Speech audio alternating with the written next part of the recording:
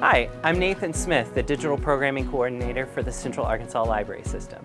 Welcome to Intro to Computers. If you're new to the whole computer thing or you just need a refresher on the basics, this series is for you.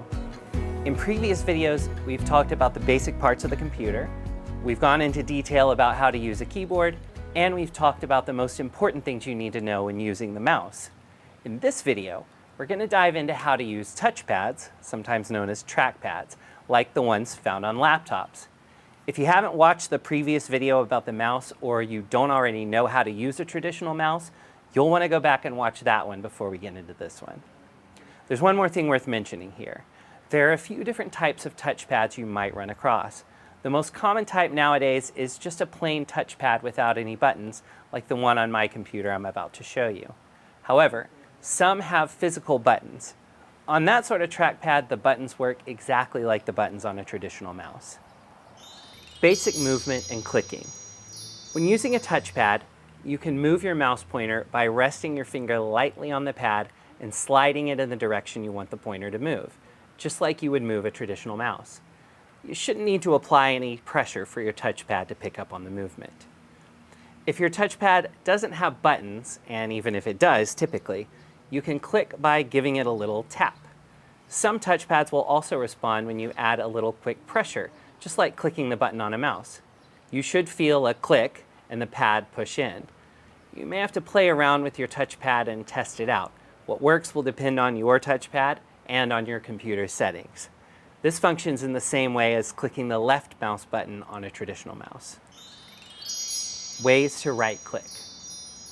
In the last video, we talked about how using the right mouse button will bring up a list of options called a context menu.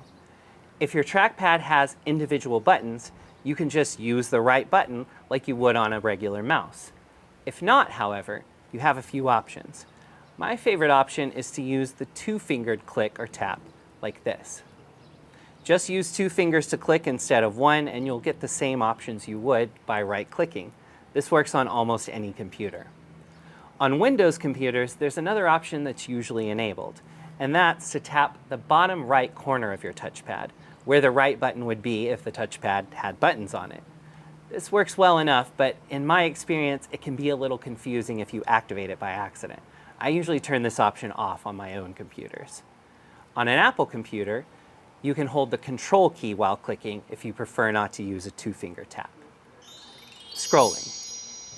Even if your touchpad does have physical buttons, it probably doesn't have a scroll wheel.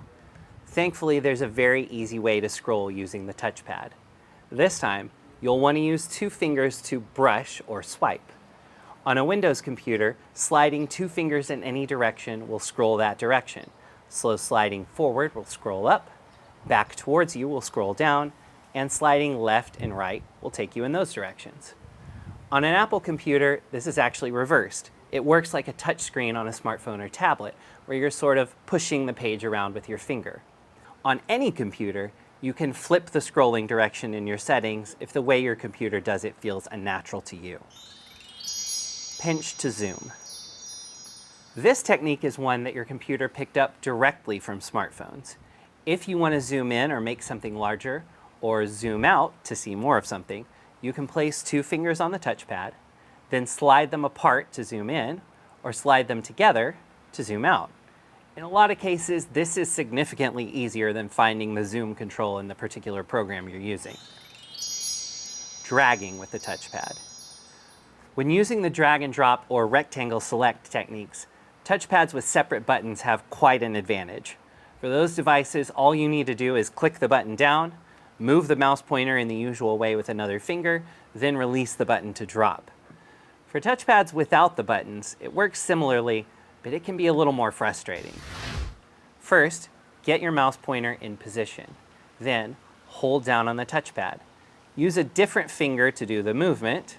Then, when it's in position, release the finger holding the trackpad down. You may want to practice this maneuver a bit just to get it right. For what it's worth, there are also 3- and 4-finger gestures you can do with your touchpad. However, I don't find most of them terribly useful, and of course, they take some additional practice to master. So that's all I have for today.